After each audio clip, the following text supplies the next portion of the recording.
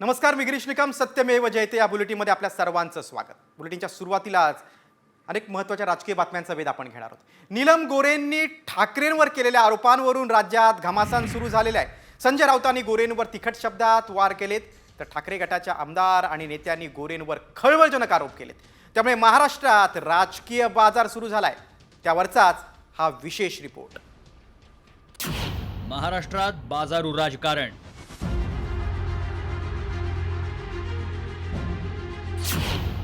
Mercedes द्या, पद घ्या.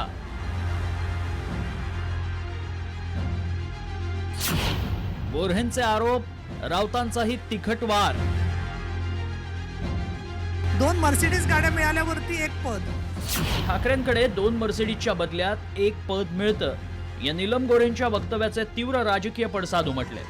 तर भ्रष्ट, नमखराम, निर्लज्ज अशा शब्दांची लाखोली वाहत राऊतांनी गोऱ्हेंवर हल्लाबोल केलाय. तर राऊतांची बुद्धिभ्रष्ट झाल्याची टीका शिंदे गटानं केली आहे. निर्लज्ज बाई आहे, निर्लज्ज, नमक हराम. तुमची लायकी नसताना 4 वेळा काय तुमचं कर्तृत्व होतं? माझ्या कर्तृत्वावरती मला बाळासाहेबांनी आमदार, तुम्हाला बाळासाहेबांनी आमदार केलं नाही. मी परत सांगतो, अशा घाणेरड्या लोकांना बाळासाहेब आमदार करत नाही. कसला हक्कभंग? खरं म्हणजे महाराष्ट्राने या बाईवरती हक्कभंग आणला पाहिजे. विश्वासघातकी बाई. या माणसाची बुद्धी भ्रष्ट झालेली आहे. नीलम गोऱ्हे मॅडम बोलल्या काय? केवळ आता आपली बाजू एक चुकीच्या पद्धतीने समोर येते आणि त्याकरता अशा पद्धतीचे आरोप करणं, अशा पद्धतीची महिलांविषयक भाषा वापरणं ही संजय राऊत यांना शोभत नाही. गोऱ्हेंच्या वक्तव्यावर संपूर्ण ठाकरे गट आक्रमक झालाय. एवढंच नाही तर नाशिकचे माजी महापौर विनायक पांडेंनी थेट नीलम गोऱ्हेंनी उमेदवारीसाठी पैसे घेतल्याचा आरोप केलाय. त्याप्रमाणे मी तिकीट करते आणि त्यावेळेस त्यांनी मला काही डिमांड केली. त्या डिमांडची सुद्धा मी पूर्तता केली. ती पूर्तता केल्यानंतर काही दिवसांनी अजय बोरस्ते यांना उमेदवारी भेटली आणि अजय बोरस्ते यांना उमेदवारी भेटल्यानंतर मी त्यांना सांगितलं की ताई, माझे पैसे मला रिटर्न द्या. त्यांच्या ड्रायव्हरनी माझी अमाऊंट मला दिली, पण त्या अमाऊंटमध्ये काही पैसे कमी होते. एखाद्या आमदारांनी काही भ्रष्टाचाराचा प्रश्न मांडला, त्या भ्रष्टाचार दळपण्यासाठी नीलमताईंनी स्वतः मला सांगितलं होतं की त्या लोकांना 25 लाखाची बोलणी करा, आपण ते प्रकरण त्यांना सहकार्य करू. म्हणजे विधान परिषदेच्या सभापतीस एखाद्या आमदारांनी प्रश्न मांडल्यानंतर त्याच्यामधून कसा पैसा घ्यायचा आणि कशा पद्धतीनं भ्रष्टाचारी लोकांना सहकार्य करायचं याचं तर जिवंत उदाहरण अकोला महानगरपालिकेचं आहे. हे सर्व प्रकरण तुम्हाला माहिती आहे. साहित्य संमेलनाच्या आखाड्यातून नीलम गोऱ्हेंनी महापालिका निवडणुकीपूर्वी मौके पे चौका मारला खरा, पण त्यामुळे शिंदे गट आणि ठाकरे गटातील संघर्ष आता आणखी तीव्र होण्याची शक्यता आहे. मात्र मर्सिडीजचं प्रकरण खरं आहे की ही राजकीय चिखलफेक आहे, याचा तपास सरकारी यंत्रणा करणार का? आणि या आरोपातून दूध का दूध आणि पाणी का पाणी होणार का, याकडे राज्याचं लक्ष लागलंय. ब्युरो रिपोर्ट, साम टीव्ही न्यूज. महाराष्ट्रात कसं बाजारू राजकारण सुरू आपण पाहिलं. दरम्यान नीलम गोऱ्हेंनी वक्तव्य केल्यानंतर आता ठाकरेंसाठी शरद पवार धावलेले आहेत. नीलम गोऱ्हेंचं वक्तव्य हे मूर्खपणाचं असल्याचं शरद पवारांनी म्हटलेलं आहे. गोऱ्हेंना कमी काळात विविध पक्षांचा अनुभव आल्याचा टोला देखील पवारांनी हाणलाय. नीलम गोऱ्हेंनी या संबंधीचं भाष्य त्या ठिकाणी करण्याची आवश्यकता नव्हती असं वाटतं.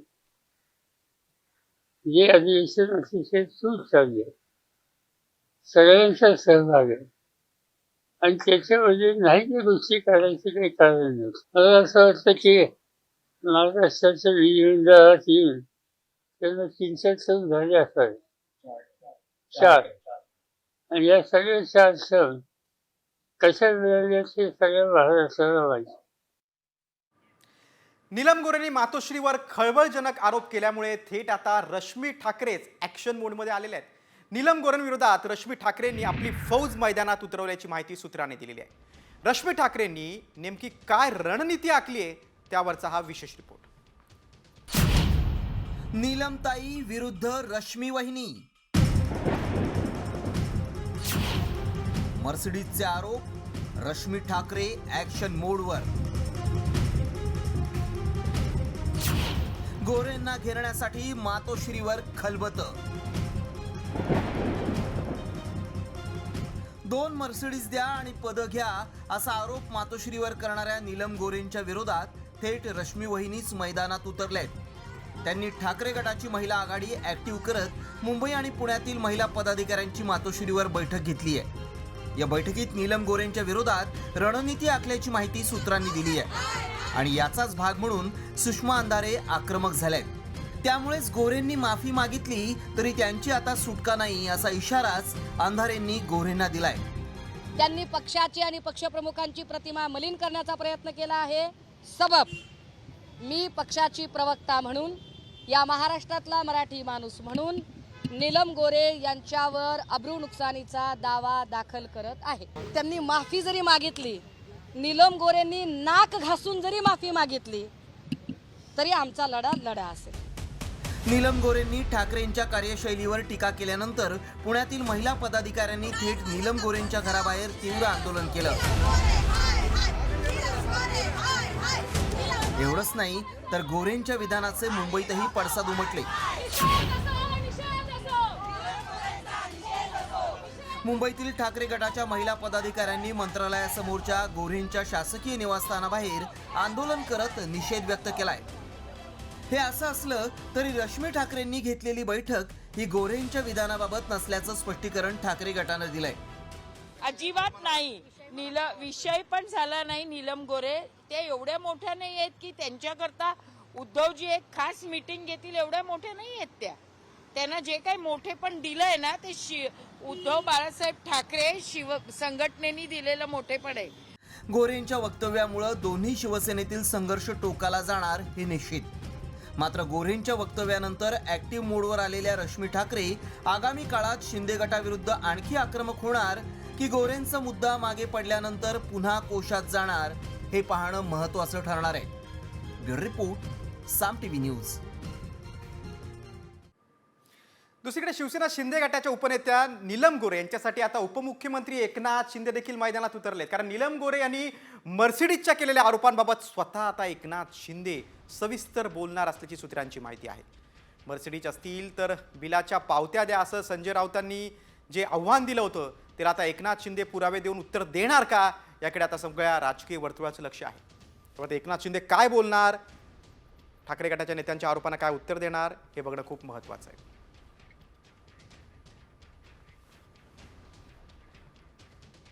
पुढच्या बातमीकडे, शिंदे गटाच्या उपनेत्या नीलम गोरेंच्या मुंबईतल्या घराबाहेर आता सुरक्षा वाढवण्यात आलेली आहे. कारण उद्धव सेनेत 2 मर्सिडीज दिल्या की एक पद मिळायचं असं खळबळजनक वक्तव्य नीलम गोरेंनी दिल्लीतल्या साहित्य संमेलनात केलं होतं आणि त्या वक्तव्याचे पडसाद आता पुण्यात उमटले होते. या पार्श्वभूमीवर नीलम गोरेंच्या मुंबईच्या घराबाहेर आता पोलीस बंदोबस्त तैनात करण्यात आलेला आहे.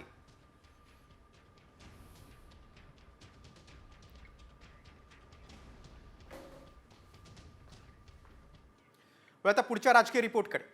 पंतप्रधान मोदींनी मुख्यमंत्री फडणवीसांना दिलेल्या कानमंत्रामुळे मंत्री धनंजय मुंडे आणि कृषी मंत्री माणिकराव कोकाटे यांचे धाबे दणाणलेत. मात्र मोदींनी नेमका फडणवीसांना कोणता कानमंत्र दिलाय आणि फडणवीसांनी मंत्र्यांना दम का भरलाय, पाहूयात या स्पेशल रिपोर्टमध्ये. मंत्र्यांनो, मस्ती कराल तर घरी जाल. फिक्सर पीएस आणि ओएसडींना थारा नाही. मुख्यमंत्री फडणवीसांचा मंत्रिमंडळाला दम. महायुतीच्या सरकारचं प्रशासन स्वच्छ असावं, राज्य करताना कोणाचीही पर्वा करू नका असे आदेश पंतप्रधान मोदींनी मुख्यमंत्री देवेंद्र फडणवीसांना दिलेत. पंतप्रधान मोदींच्या या आदेशानं राष्ट्रवादी काँग्रेसचे मंत्री धनंजय मुंडे आणि माणिकराव कोकाटे यांचं धाबदण आणलंय. दिल्लीतील शपथविधी सोहळ्यात पंतप्रधान आणि मुख्यमंत्री फडणवीसांमध्ये राजकीय चर्चा रंगली. त्याच चर्चेचा तपशील आता समोर आलाय. मोदींनी फडणवीसांना काय सूचना केल्या आहेत पाहूया. राज्यातील प्रशासन स्वच्छ ठेवा. प्रशासनात पारदर्शकता, प्रामाणिकता आणि शिस्त आणा. स्वच्छ प्रशासनासाठी कोणाचीही पर्वा करू नका. पंतप्रधान मोदींनी सर्व मंत्र्यांसोबत साधलेल्या संवादातही याबाबत कडक सूचना केल्याची माहिती शिंदे गटाच्या मंत्र्यांनी दिली आहे. त्यामुळे सर्वच मंत्री सतर्क झाले. मोदी साहेबांनी देवेंद्र फडणवीसांचीच नाही तर आमच्या सर्व आमदारांची, मंत्र्यांची सुद्धा बैठक घेतलेली आहे.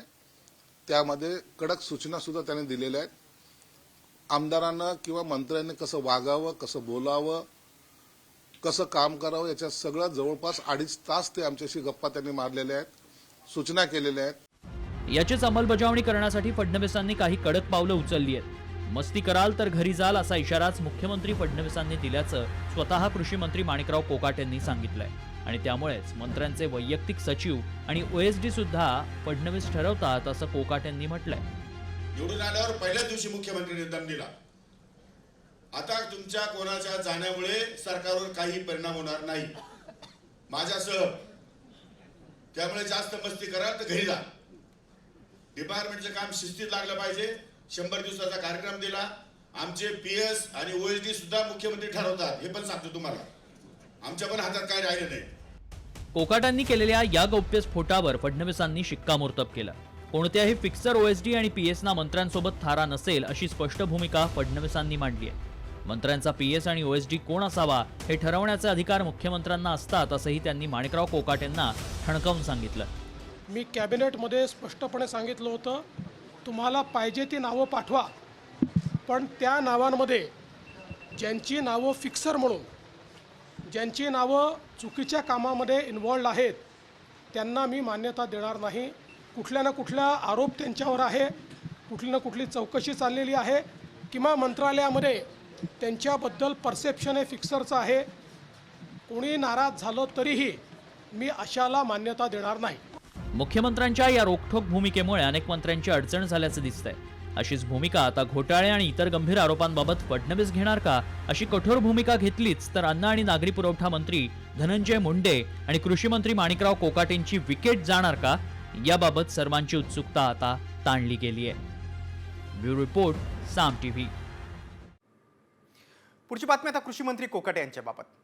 माणिकराव कोकाटेंना तात्पुरता दिलासा मिळाला कारण कोकाटे यांना आता 1 लाख रुपयाच्या जात मुचलक्यावर जामीन मंजूर झालेला आहे. नाशिक जिल्हा सत्र न्यायालयानं कोकाटेंना जामीन मंजूर केलाय. त्यामुळे कोकाटेंच्या 2 वर्षांच्या शिक्षेला स्थगिती मिळालेली आहे. अत्यल्प उत्पन्न दाखवून कोकाटे यांनी मुख्यमंत्री कोट्यातून सदनिका लाटल्याप्रकरणी कोकाटेंना कनिष्ठ न्यायालयानं 2 वर्षांची शिक्षा आणि 50,000 रुपये दंड ठोठावला होता. आता जामीन मंजूर झाल्यानं कोकाटेंच्या शिक्षेला स्थगिती मिळाली. मात्र आमदारकी रद्द होऊ नये म्हणून या संदर्भात दाखल याचिकेवर आता उद्या सुनावणी होणार आहे. त्यामुळे यावर काय निर्णय होणार याकडे आता राजकीय वर्तुळाचं लक्ष आहे.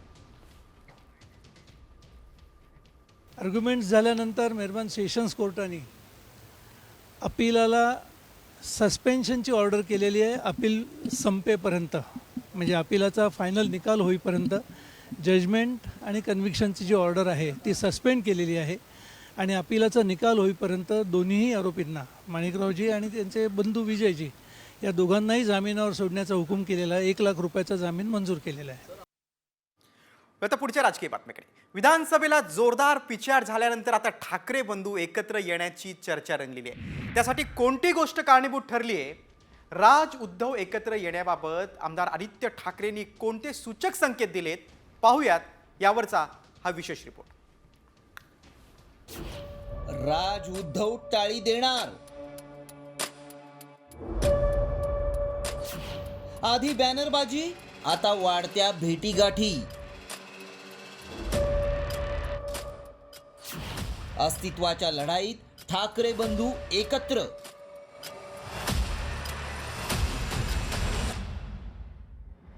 राज ठाकरे आणि उद्धव ठाकरे एकत्र येण्याच्या चर्चेनं पुन्हा जोर धरलाय. त्याला कारण ठरलंय महेंद्र कल्याणकर या अधिकाऱ्याच्या मुलाच्या लग्नातील ठाकरे बंधूंच्या भेटीचं आणि हास्य विनोदाचं. लोकसभा निवडणूक असो वा विधानसभा निवडणुकीत राज ठाकरे आणि उद्धव ठाकरेंमधील संघर्ष टोकाला गेला होता. मात्र गेल्या 3 महिन्यात राज ठाकरे आणि उद्धव ठाकरेंमधील जवळीक वाढत चालल्याचं दिसतंय. ती नेमकी कशी पाहूयात. 15 डिसेंबर 2024ला रश्मी ठाकरेंच्या भावाच्या मुलाच्या लग्नात राज उद्धव ठाकरेंची भेट झाली. त्यानंतर 22 डिसेंबर 2024ला राज ठाकरेंची बहीण जयवंती ठाकरे देशपांडेंच्या मुलाच्या लग्नात ठाकरे बंधू पुन्हा एकदा एकत्र आले. 23 फेब्रुवारी 2025ला शासकीय अधिकाऱ्याच्या मुलाच्या लग्नात राज ठाकरे आणि उद्धव ठाकरेंची भेट झाली आहे. विधानसभेत मनसे आणि ठाकरे गटाची धुळधाण झाली. त्यानंतर ठाकरे बंधूंच्या भेटी वाढल्या आहेत. मात्र या भेटीचं मुख्यमंत्री देवेंद्र फडणवीस आणि शिंदे गटानं मात्र स्वागत केलंय. तर मनसेनं ही राजकीय भेट नसल्याची प्रतिक्रिया दिली आहे. राज्यामध्ये कोणीही कोणाशी सुसंवाद करत असेल तर मी त्याचं स्वागत करेन. विसंवाद असू नये, सुसंवाद असला पाहिजे. या संदर्भात कोणाचं दुमत असू शकत नाही. त्यामुळे निश्चितपणे सगळ्यांनी सुसंवाद करावा. मला वाटतं एका लग्न समारंभाच्या निमित्ताने दोघे तिथे भेटले असतील आणि बस ती एक नॉर्मल भेट झाली असेल. त्याच्यामध्ये काही वेगळा विचार करण्याची आवश्यकता नाही. हे बघा, जनभावना काय आहे हा विषय नंतरचा आहे, परंतु कुठलाही निर्णय जर घ्यायचा असेल तो राजसाहेब ठाकरे स्वतःच वैयक्तिक घेतील. मात्र यापूर्वीच आदित्य ठाकरेंनी दोन्ही ठाकरे बंधू एकत्र येण्याबाबत साम टीव्हीशी बोलताना सूचक संकेत दिले होते. मुळात दोन ठाकरेंनी एकत्र यावं, कारण भाजप सातत्यानं प्रयत्न करते की एक ठाकरे दुसऱ्याकडे मी एकत्रच काम करतो.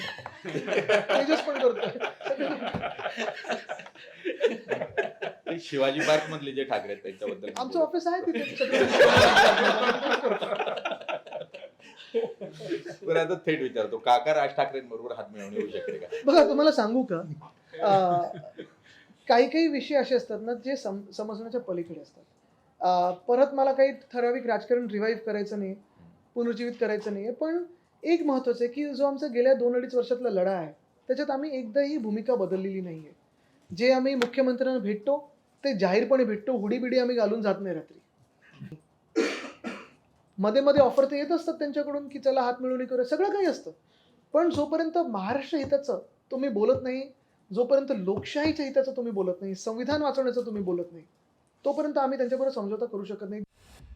खरं तर लोकसभेला भाजपला बिनशर्त पाठिंबा देणाऱ्या राज ठाकरेंचा विधानसभा निवडणुकीत एकही आमदार निवडून आला नाही. तर दुसरीकडे उद्धव ठाकरेंच्या पक्षाचीही मोठी घसरण झाली आहे. त्यामुळे ब्रँड ठाकरे टिकवण्यासाठी महापालिका निवडणुकीत ठाकरे बंधू एकमेकांना टाळी देणार का, याकडेच आता लक्ष लागलंय. ब्युरो रिपोर्ट, साम टीव्ही न्यूज. राज उद्धव टाळी देणार का, याकडे सगळ्यांचं लक्ष. याच्यावरचा आपण स्पेशल रिपोर्ट पाहिला. पुढची बातमी आता बीडमधून. सरपंच संतोष देशमुख यांच्या हत्येप्रकरणी मस्साजोगचे ग्रामस्थ उद्या अन्नत्याग आंदोलन करणार आहेत. या आंदोलनाच्या पार्श्वभूमीवर धनंजय देशमुख आणि ग्रामस्थांच्या शिष्टमंडळानं पोलीस अधीक्षकांची भेट घेतली. यावेळी उद्याच्या आंदोलनाबाबत चर्चा झाली. तर आज रात्री मस्साजोगमध्ये बैठक होणार आहे. त्या बैठकीत ग्रामस्थ निर्णय घेतील असं धनंजय देशमुखांनी म्हटलंय. अन्नत्याग आंदोलन आहे जे की हत्या झाल्यानंतर अजूनही एक आरोपी फरार आहे. बऱ्याचशा गोष्टी अधोरेखित आहेत, त्या झालेल्या नाही आहेत. त्याच्यामुळं गावातल्या महिला, शिष्टमंडळ, गावकरी जे आहेत ते संध्याकाळी एका जागेवर जमा होऊन जी दिशा आहे, उद्या आंदोलन किती वाजता करायचं तर किती दिवसासाठी करायचं, त्यावर जे माझे गावकरी आहेत, जे शिष्टमंडळ आहे ते खऱ्या अर्थानं निर्णय घेतील आणि त्या निर्णयात मी पूर्णपणे सहमत असेल. आता शरद पवारांच्या वक्तव्याकडे. पवारांनी मंत्री धनंजय मुंडेंना टोला लगावलाय. मस्साजोगच्या ग्रामस्थांच्या भावनांची तीव्रता पाहिल्या तर आत्मसन्मान असलेली व्यक्ती पदावर राहणार नाही, असा टोला पवारांनी हाणलाय. काही त्या गावात मी जाऊन आलो. त्या गावातल्या लोकांच्या ज्या भावना त्याची तीव्रता बघितल्याच्या नंतर कुणालाही अभिमान असेल, सेल्फ रिस्पेक्ट असेल, अशी व्यक्तीच्या पदावर अजिबात राहणार नाही. असं की नैतिकता आणि या सगळ्या लोकांचा काही संबंध आहे असं मला जाणवत. त्याच्यामुळे कशाला त्याचं भाषा केलं. पुढची बातमी मुंडेंबाबतच आहे. शपथपत्रात खोटी माहिती दिल्याप्रकरणी धनंजय मुंडे यांच्या विरोधातील याचिकेवर सुनावणी आता पुढे ढकलण्यात आलेली आहे. 15 मार्च रोजी या प्रकरणाची सुनावणी होणार आहे. विधानसभा निवडणुकीत मंत्री धनंजय मुंडेंनी शपथपत्रामध्ये खोटी माहिती दिल्याची तक्रार त्यांची पत्नी करुणा मुंडेंनी केली. करुणा मुंडे यांच्या नावावरील मिळकतीबाबत माहिती दडवल्याचा आरोप करण्यात आलाय.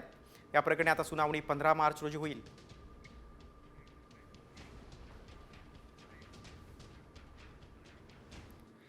तर राज्याच्या राजकारणातून आणखीन एक महत्त्वाची बातमी आहे. उपमुख्यमंत्री एकनाथ शिंदे यांच्या बालेकिल्ल्यात भाजपचे मंत्री गणेश नाईकांचा जनता दरबार पार पडलाय. यासाठी ठाण्यासह पालघरमध्ये मोठी बॅनरबाजी करत शक्ती प्रदर्शन करण्यात आलं. शिंदेच्या बालेकिल्ल्यात भाजप आपली ताकद वाढवण्याचा प्रयत्न करत असल्याची चर्चा आता जोर धरू लागली.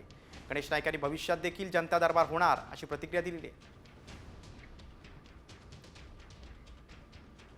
महायुतीच्या तिन्ही पक्षाच्या मंत्र्यांनी आपल्या दिलेल्या ठिकाणी म्हणजे पालकमंत्री म्हणून किंवा संपर्क मंत्री म्हणून त्या ठिकाणी जाऊन जनतेच्या बरोबर सुसंवाद साधून त्यांच्या अडीअडचणी दूर करण्याकरता प्रयत्न करावा.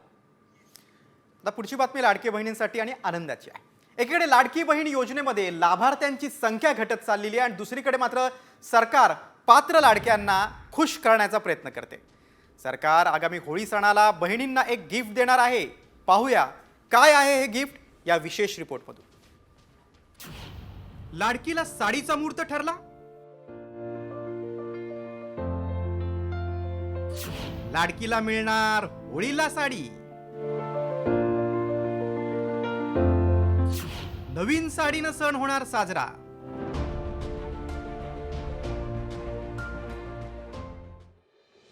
विधानसभा निवडणुकीनंतर एका बाजूला लाडक्या बहिणींच्या अर्जांची कडक पडताळणी सुरू आहे, त्यामुळे लाखो लाडक्या अपात्र ठरत आहेत. दुसऱ्या बाजूला पात्र लाभार्थ्यांना आणखी खुश करण्याचा सरकारचा प्रयत्न आहे. लाभार्थ्यांना सरकारनं गिफ्ट देण्याचं ठरवलंय. होळीच्या निमित्तानं रेशन दुकानातून साड्यांचं वाटप होणार आहे. अंत्योदय योजनेतील शिधापत्रिकाधारक महिलांना मोफत साडी देण्यात येणार आहे. या उपक्रमाची अंमलबजावणी वस्त्रोद्योग विभागाकडून केली जाणार आहे. पुणे जिल्ह्यात सुमारे 50,000 महिलांना साड्या देण्यात येणार आहेत.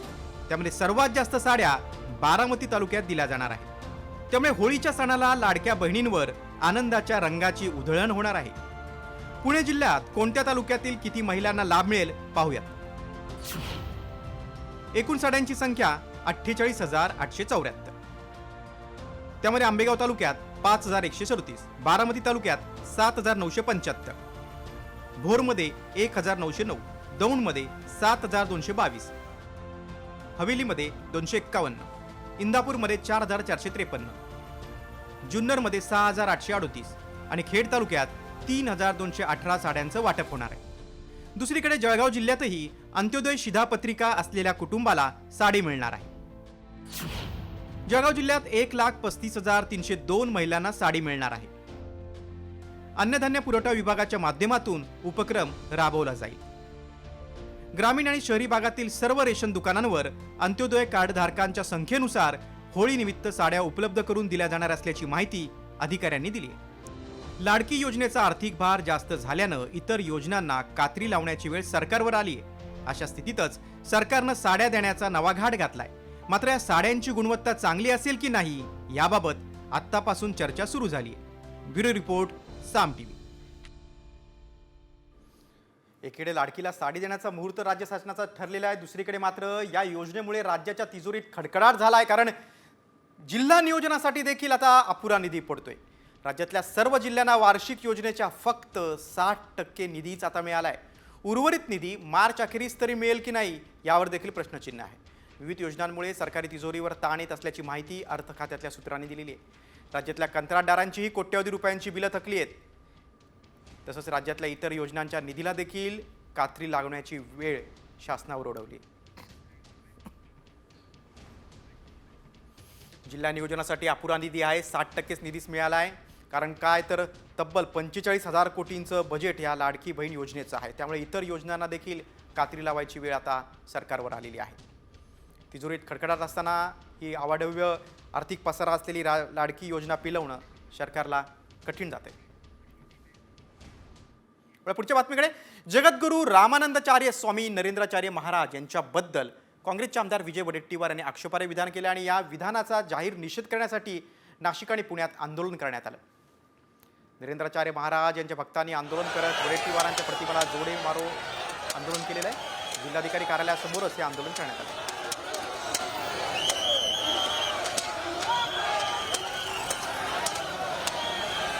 आंदोलन करत वडेट्टीवारांनी माफी मागण्याची मागणी भाविकांनी केली आहे.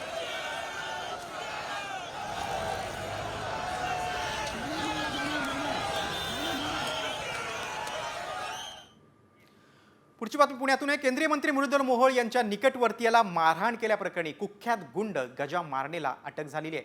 गजा मारणेला कोथरूड पोलिसांनी अटक केली. काही दिवसांपूर्वी मोहोळ यांचे निकटवर्तीय देवेंद्र जोग यांना मारहाण झाली होती आणि याच आरोपाखाली गजा मारणेच्या मुसक्या आवळण्यात आल्यात.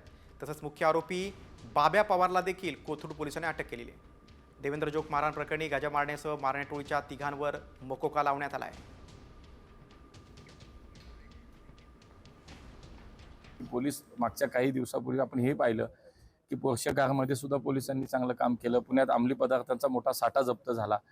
पोलीस काम करतात. फक्त काही गोष्टीच्या मला असं वाटतं की पुण्याच्या कायदा सुव्यवस्था राखण्याच्या दृष्टिकोनातनं ज्या कमी असतील, ज्या त्रुटी असतील त्या त्यांनी दूर केल्या पाहिजेत. मी त्यांना सूचना केल्यात पुणे पोलिसांना. मला असं वाटतं की त्यातनंच कारवाई होते. दिसतंय की ज्या शेवटी शहरातल्या नागरिकांना एक स्वतः या शहरात सुरक्षित वाटलं पाहिजे. पुण्यातील कुख्यात गुंड गजामारणे टोळीवर मकोका लावण्यात आला आहे. केंद्रीय मंत्री मुरलीधर मोहोळ यांच्या कार्यकर्त्यावर गजामारणे टोळीनं हल्ला केला होता आणि याची दखल घेत पुणे पोलिसांनी 3 आरोपींची धिंड काढून मकोका लावलाय. ओम जिज्ञासू, किरण पडवळ आणि कुणाल तापकीर अशी आरोपींची नावं आहेत. कोथरूड परिसरात भेलकेनगर भागात एका मिरवणुकीदरम्यान गजामारणे टोळीतील तिघांनी IT इंजिनियर देवेंद्र जोग यांना मारहाण केली होती. त्या हल्ल्यात जोग जखमी झाले होते आणि त्याची दखल घेत पोलिसांनी आता मारणे टोळीवर मकोका लावला. कोणी क्रिमिनल जोपर्यंत शांत आहे, आम्ही रिपीट वारंवार करतो याच दृष्टीने की जर शांत आहे तर त्यांच्यावर आम्ही मेनस्ट्रीमला आणण्यासाठी पूर्णपणे प्रयत्न करू.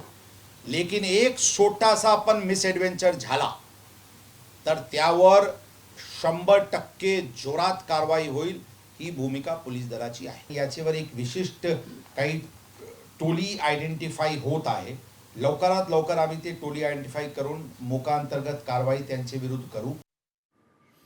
पुण्यात पुढची बातमी आता दिवा भागातून. अनधिकृत इमारतींवर कारवाई करण्यासाठी आलेल्या महापालिकेच्या अधिकाऱ्यांचा ताफा हा स्थानिकांनी अडवला.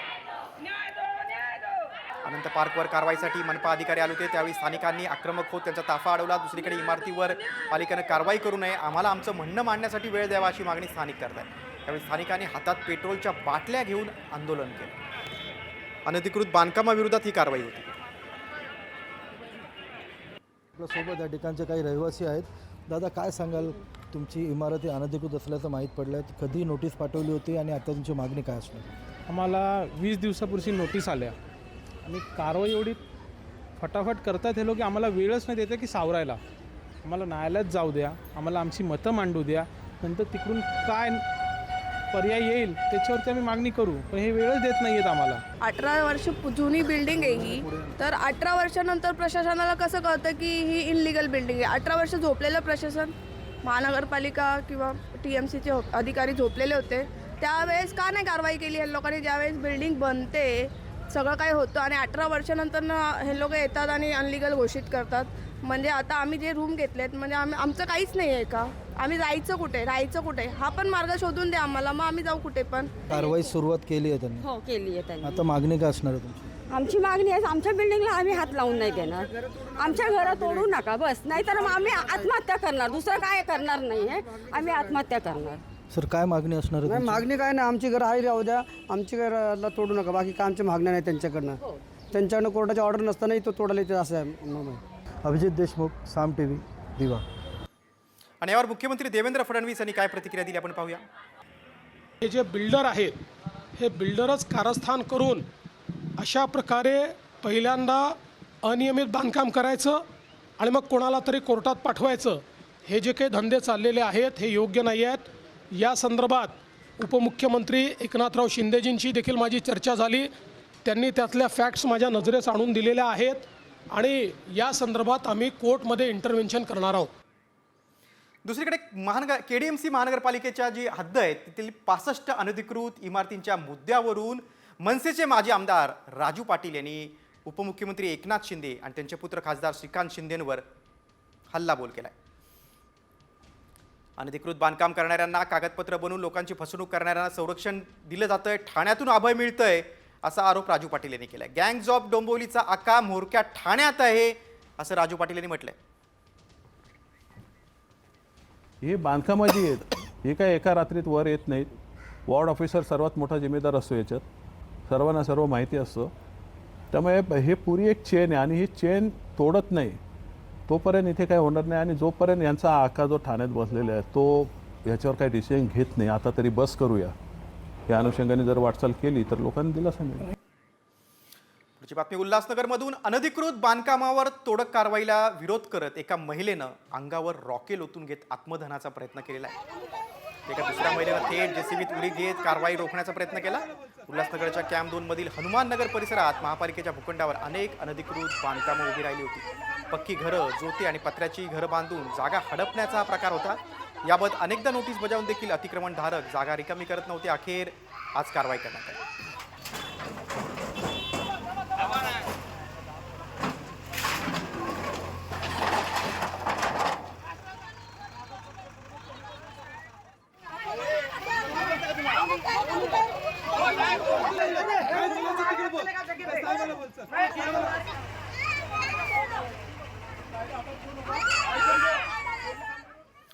छत्रपती संभाजीनगरमधून आता एक धक्कादायक बातमी. 10वी आणि 12वीच्या परीक्षा केंद्रांवर चक्क खाजगी क्लासेसचे शिक्षक सुपरवायझर म्हणून काम करतायत आणि हे शिक्षक विद्यार्थ्यांना कॉपी पुरवण्याचं काम करत असल्याचं वास्तव समोर आलंय. फुलंब्री तालुक्यात आदर्श विद्यालयाच्या परीक्षा केंद्रावर खाजगी क्लासिंग कोचेसचे 9 शिक्षक तर खाजगी इंग्रजी शाळांचे 2 शिक्षक सुपरवायझर म्हणून काम करत होते. काशीराम विद्यालयाच्या लेटर हेडचा उपयोग करून या शिक्षकांनी सुपरवायझर म्हणून आपली वर्णी लावण्याची चर्चा आता सुरू आहे. मी तपासणीसाठी गेलो होतो.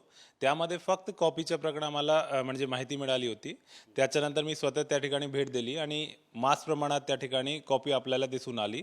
त्यामध्ये महत्त्वपूर्ण असं आहे की मुलांना कॉपी करण्यासाठी पुस्तक पण त्या ठिकाणी उपलब्ध होती. आमची पूर्ण टीम रात्री एक या 1:30 वाजेपर्यंत पोलीस ठाण्यामध्ये बसून त्यांना FIR दर्ज केली. सगळी टीमला त्यामध्ये त्याचा सहभागी असल्या कारणामुळे सगळ्यांवर मास कॉपीचा आरोप केला आणि त्याच्यावर आपण 420चा गुन्हा दाखल करतोय आणि त्यासोबत इतर आपल्या जे कॉपीमुक्त अभियानामध्ये जितके बी गुन्हे आहेत ते त्यांच्यावर दाखल करणार आहे. मात्र ही बाब बोर्डाला आणि प्रशासनाला माहिती नाही का, की प्रशासन अगदी जाणून बुजून डोळेझाक करतंय असा प्रश्न आता उपस्थित होतोय. संभाजीनगरनंतर आता पुढची कॉपीवरची बातमी आहे जळगावमधून. जळगावमध्येही 10वीच्या CBSE परीक्षेत अगदी सर्रासपणे कॉपी सुरू असल्याचं समोर आलंय. शिक्षिकाच कॉपीला प्रोत्साहन देत असल्याचा प्रकार उघड झाला आहे. शिक्षिका प्रश्नपत्रिकेचा मोबाईलमध्ये फोटो काढून प्रश्नांची उत्तरं लिहून देत आहेत. जळगाव जिल्ह्यातील यावल तालुक्यातील किनगाव येथील नेहरू विद्यालय केंद्रात हा कॉपीचा प्रकार समोर आला.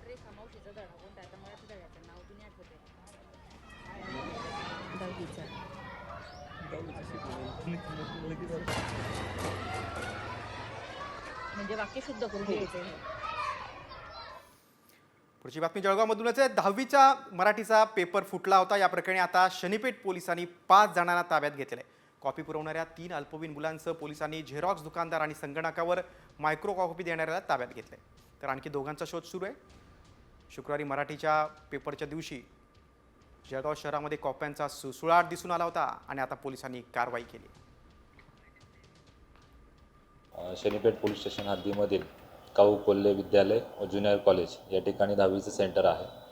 त्या ठिकाणी बंदोबस्तावरील अंमलदार यांना 3 मुलं कंपाऊंड ओलांडून आतमध्ये आले होते. ते 3 मुलांना पकडले असता त्यांच्याकडे मध्ये कॉप्या पुरवण्यासाठी काही चीट मिळून आल्या.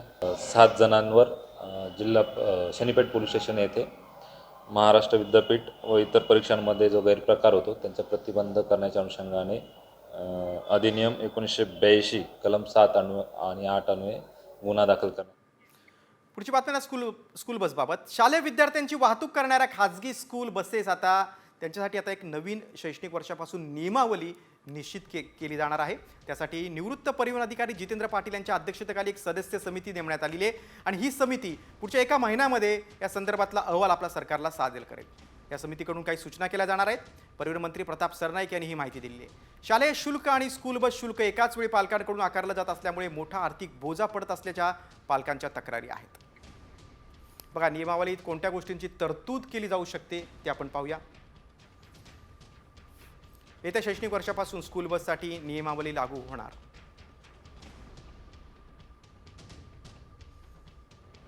एक सदस्य समितीची नेमणूक केली जाणार आणि 1 महिन्यात ही समिती आपला अहवाल सादर करेल. स्कूल बसच्या माध्यमातून संस्था चालकांकडून पालकांची आर्थिक लुबाडणूक होते असा आरोप आहे. 10 महिने शाळा मात्र 12 महिन्यांचं म्हणजेच वर्षाचं आवाजवी शुल्क आकारलं जातं अशी पालकांची तक्रार आहे. स्कूल बसमध्ये पॅनिक बटन, GPS आणि CCTV देखील आवश्यक आहे.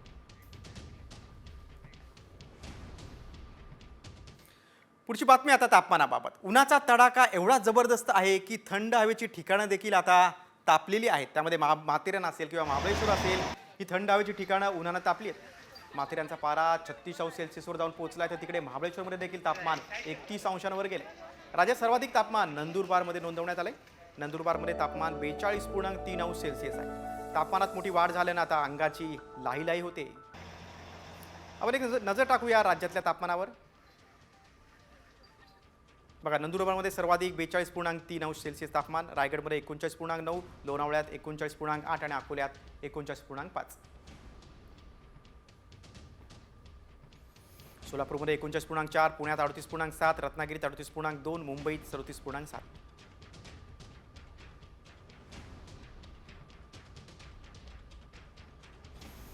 संभाजीनगरमध्ये 37.2, चंद्रपूरमध्ये 37.2, माथेरानमध्ये 36 आणि महाबळेश्वरमध्ये 31°C तापमान. म्हणजे मराठवाडा, विदर्भ आणि थंड हवेची ठिकाणं देखील तापली आहेत. फेब्रुवारीतच उन्हाच्या तडाख्यानं आता घामाच्या धारा निघतायत. त्यामुळे मे महिन्यात आणखी किती तापदायक ठरणार याबद्दल आत्तापासूनच काळजी पडलेली आहे. दरम्यान घराबाहेर पडताना काळजी घ्या, कारण राज्यात पुढचे 2 दिवस तापमानात तीव्र वाढ होणार असल्याचा अंदाज आहे. राज्यात 5 जिल्ह्यांना आता उष्णतेचा येलो अलर्ट देण्यात आला आहे. मुंबईसह कोकणात उष्णतेची लाट वाढण्याची शक्यता आहे. मुंबई, ठाणे, पालघर, रायगड आणि रत्नागिरी जिल्ह्यात नागरिकांना उन्हाच्या चटक्यांसह उकाड्याला सामोरं जावं लागणार आहे. विदर्भ, मराठवाडा आणि उत्तर महाराष्ट्रातील जिल्ह्यात देखील उष्णतेचा प्रभाव जास्त असेल असा अंदाज हवामान खात्यानं वर्तवला आहे.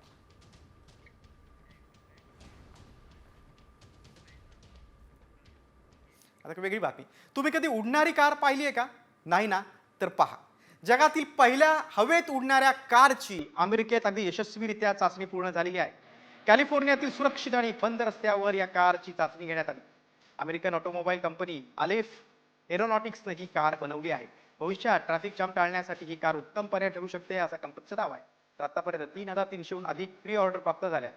जर तुम्हाला ही कार घ्यायची असेल तर फक्त 12,500 रुपयांमध्ये ही कार बुक करू शकता. ही चित्रपटाप्रमाणे हवेत उडणारी कार 2025 मध्ये याच वर्षामध्ये लॉन्च होणार.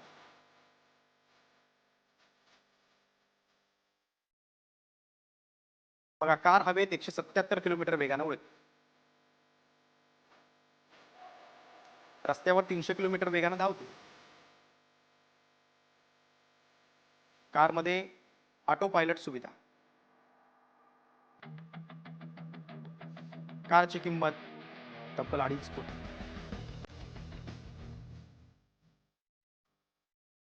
₹12,500 मात्र तुम्ही कारचं बुकिंग करू शकता. आणि या कारचं प्री बुकिंग सुरू देखील झालं. 1 किंवा 2 जण कारमध्ये बसण्याची क्षमता आहे.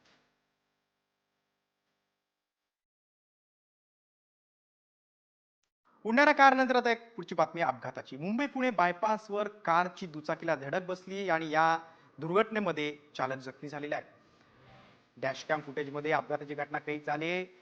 धडकेआधी कारमधील हालचाली देखील कॅमेऱ्यात टिपल्या गेलेल्या आहेत.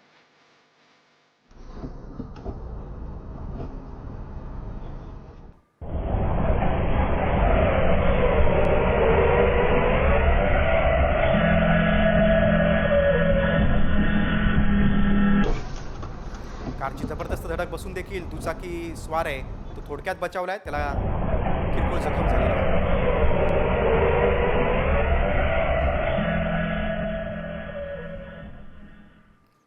आता पुढच्या रिपोर्टकडे. आता यात्रा आणि जत्रांमध्ये मुस्लिमांना बंदी घालण्याचा ठराव मंजूर करण्यात आलाय. त्यामुळे मोठा वाद निर्माण झालाय. नेमका कुणी हा ठराव पारित केलेला आहे, मुख्यमंत्र्यांनी यावर काय भूमिका घेतली आहे, त्यावरचा हा विशेष रिपोर्ट. यात्रा जत्रेत मुस्लिम बंदी,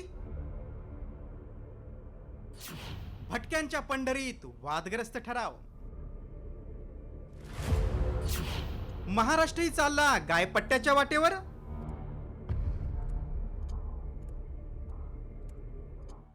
भटक्यांची पंढरी म्हणून ओळखली जाणारी अहिल्यानगर जिल्ह्यातील मढीची यात्रा सुरू होण्यापूर्वीच वादात सापडली. त्याला कारण ठरलंय मढी ग्रामपंचायतीनं यात्रेच्या काळात मुस्लिम व्यावसायिकांना यात्रेत सहभागी होण्यावर घातलेली बंदी. मुस्लिम व्यावसायिक प्रथा परंपराचं पालन करत नसल्याचा दावा करत ही बंदी घालण्यात आली आहे. त्यामुळे नव्या वादाला तोंड फुटलंय.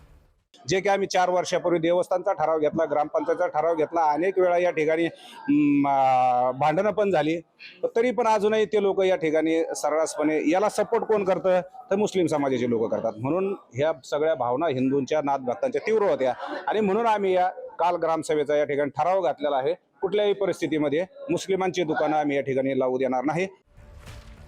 होळीपासून ते गुढीपाडव्यापर्यंत महिनाभर चालणारी मढीच्या कानिफनाथांची यात्रा गाढवांच्या बाजारासाठी प्रसिद्ध आहे.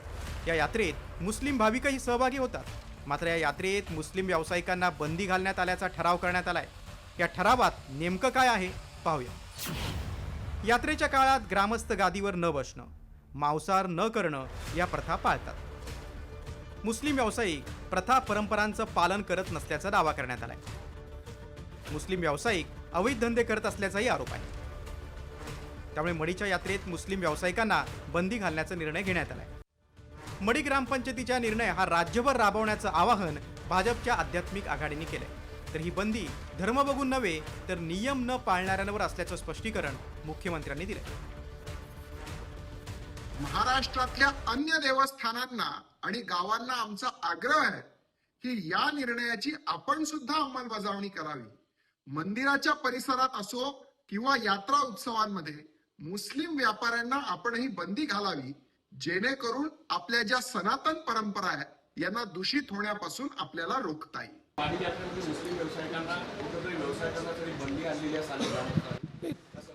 त्यांनी जातीने ती बंदी आणलेली नाही किंवा धर्मानी बंदी आणलेली नाही. जे लोक नियम पाळत नाहीत यात्रेचे त्यांच्यावर त्यांनी बंदी आणली. उत्तर प्रदेश सरकारनं कावड यात्रेदरम्यान यात्रेच्या मार्गावर मुस्लिम व्यावसायिकांनी दुकानं न लावण्याचा निर्णय घेतला होता. मात्र सुप्रीम कोर्टानं चपराक लगावल्यानंतर सरकारनं हा निर्णय मागे घेतला. आता पुरोगामी समजल्या जाणाऱ्या महाराष्ट्रातच यात्रा आणि जत्रेत पोटाची खळगी भरण्यासाठी वणवण भटकणाऱ्या मुस्लिम व्यावसायिकांना बंदी घातली जात असेल तर महाराष्ट्र गायपट्ट्याच्या वाटेवर चालला आहे का, याचीच चर्चा रंगली. ब्युरो रिपोर्ट, साम टीव्ही न्यूज. जत्रा यात्रांमध्ये कसं धर्माचं राजकारण सुरू आहे आपण त्याच्यावरचा रिपोर्ट पाहिला. मात्र यावरून आता पडसाद उमटतायत. मढी यात्रेत मुस्लिम बंदी ठरावाची राज्यात अनेक ठिकाणी पडसाद उमटतायत. ठराव करणाऱ्यांविरोधात कायदेशीर कारवाई करा, ठाकरे गटाची मागणी आहे. ठाकरे गट आणि पवार पक्षांनी म्हणजे राष्ट्रवादी काँग्रेस, शरद पवार पक्षानं देखील ही मागणी केलेली आहे. ग्रामसभेला उपस्थित असलेले ग्रामपंचायत अधिकारी अनिल लवांडे यांना नियमबाह्य ठराव का केला म्हणून पाथर्डी गटविकास अधिकाऱ्यांनी आता कारणे दाखवा नोटीस बजावलेली आहे.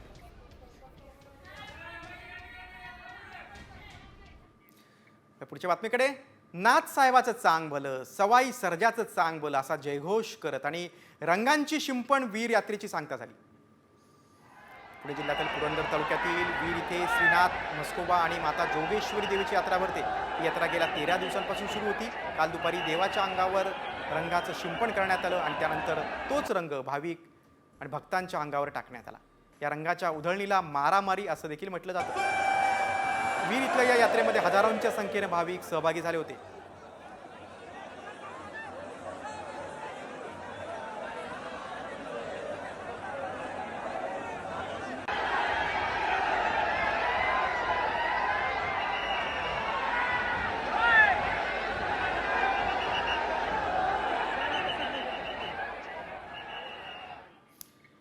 यात्रेच्या बातमीनंतर आता बोलूया. बातमी आहे मुंबईतून. न्यू इंडिया कोऑपरेटिव्ह बँकेच्या ठेवीदारांसाठी आता मोठी बातमी आहे, कारण या बँकेचे ठेवीदार आता 25,000पर्यंतची रक्कम काढू शकणार.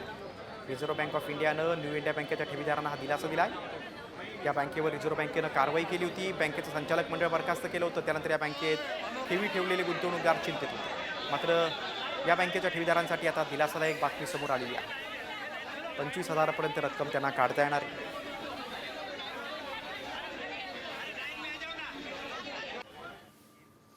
कर्ज घेणाऱ्यांसाठी आता दिलासा देणारी बातमी आहे, कारण मुदती आधी कर्ज फेडणाऱ्यांना आता दंड भरावा लागणार नाहीये. त्यामुळे फ्लोटिंग रेट लोन घेणाऱ्यांना दिलासा मिळणार आहे.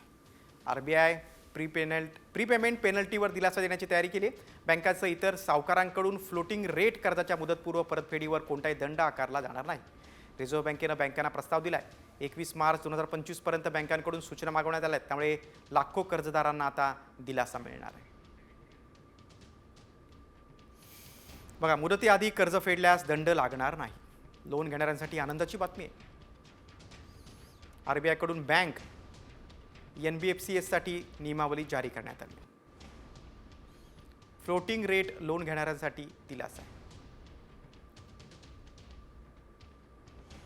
मिनिमम लॉक इन पिरियड बंधनकारक नाही. आपल्याला हवं त्यावेळी तुम्ही लोन फेडू शकता. पुढे आता शेअर मार्केटकडे. 1996 नंतर शेअर बाजारात सर्वात मोठी घसरण झाली आहे. सेन्सेक्स आणि निफ्टी सलग 5व्या दिवशी घसरण होऊन बंद झाले. गुंतवणूकदारांचे एका दिवसात 4 लाख कोटी रुपयांचं नुकसान झाले. फेब्रुवारी महिन्यात आतापर्यंत सेन्सेक्स आणि निफ्टी 4% घसरलेत. ग्राहकांकडून मागणीत झालेली घट, परदेशी गुंतवणूकदारांकडून विक्रीचा सपाटा आणि अमेरिकेचे राष्ट्राध्यक्ष डोनाल्ड ट्रम्प यांच्या टॅरिफ इशाऱ्यांचं भारतीय शेअर बाजारात पडसाद कायम आहेत. शेअर बाजारात 1996 नंतर सर्वात मोठी घसरण दिसून आली. घसरणीचा 28 वर्षांपूर्वीचा विक्रम मोडला जाणार. फेब्रुवारीत सेन्सेक्स आणि निफ्टीत 4% घसरण झाली. निफ्टी सलग 5व्या महिन्यात घसरणीसह बंद. सप्टेंबर 2024 पासून सेन्सेक्स आणि निफ्टीत घसरणीचा काळ आहे. आर्थिक विश्वानंतर आता वळू आपण सिने जगताकडे. बॉक्स ऑफिसवर छावाची जोरदार हवा पाहायला मिळते. छावानं जगभरात 400 कोटींचा टप्पा ओलांडलाय. काल भारत पाकिस्तान मॅच होती तरी देखील बॉक्स ऑफिसवर रविवारी छावा गाजलाय. संभाजी महाराजांच्या शौर्याच्या गाथेवर आधारित छावा सिनेमा आहे, त्यामुळे प्रेक्षकांनी जोरदार प्रतिसाद दिला आहे.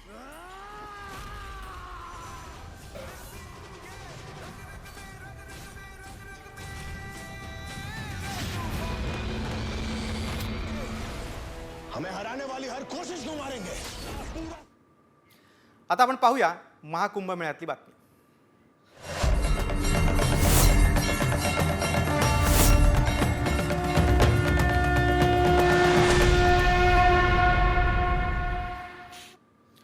उपमुख्यमंत्री एकनाथ शिंदेंनी महाकुंभ मेळ्यात शाही स्नान केलंय. शिंदेंसह शिंदेसेनेच्या मंत्र्यांनी देखील कुंभात डुबकी मारली. मुख्यमंत्री देवेंद्र फडणवीस गेल्याच आठवड्यात प्रयागराजला आले होते. त्यांच्यानंतर आता एकनाथ शिंदे यांनी प्रयागराजचा दौरा केला आणि शिवसेनेचे आमदार खासदार यांनी पवित्र अशा त्रिवेणी संगमावर आज शाही स्नान केलं. आपण दृश्यामध्ये बघतोय उपमुख्यमंत्री एकनाथ शिंदे हे कुटुंबासह इथे आलेत आणि त्यांनी देखील त्रिवेणी संगमावर स्नान केलं.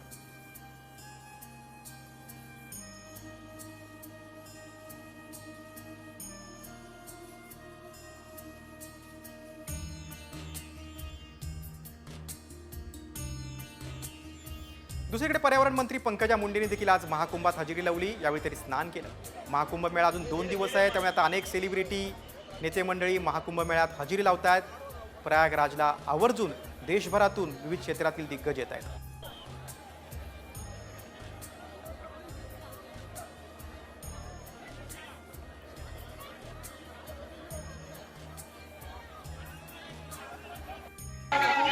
बॉलिवूडचे सेलिब्रिटी देखील मागे नाहीत. अभिनेत्री कतरिना कैफ आणि रवीना टंडन यांनी प्रयागराजच्या महाकुंभ मेळ्यात हजेरी लावली. यावेळी कतरिना कैफनं संगमात डुबकी मारली तर रवीना टंडननं महंत आखाड्याला भेट दिली. आतापर्यंत अनेक सेलिब्रिटींनी महाकुंभ मेळ्यात जाऊन स्नान केलेलं आहे.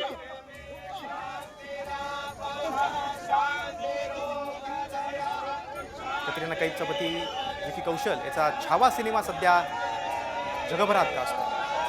दुसरीकडे अभिनेत्री रवीना टंडन देखील प्रयागराजला आली आणि तिने स्नान केलं. महाकुंभ मेळ्यात अनेक सेलिब्रिटीने हजेरी लावली.